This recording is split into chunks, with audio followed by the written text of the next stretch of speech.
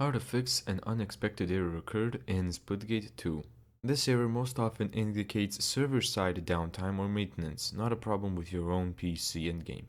This message can also result from network, antivirus, firewall, or game file issues, particularly if servers are confirmed online.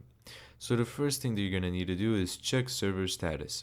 Join the official Splitgate Discord and look under the server status or announcement channels. You can also open up the website to see if Splitgate servers are functioning.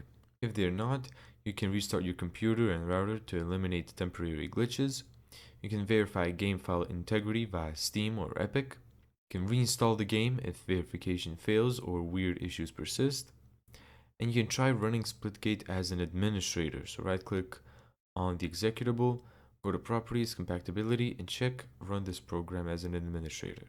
We can also disable VPNs, proxies, and clear DNS cache via admin command prompt ipconfig /flush DNS. Thank you so much for watching this video. If you found this tutorial helpful, make sure to give it a thumbs up and subscribe. And as always, see you in the next video.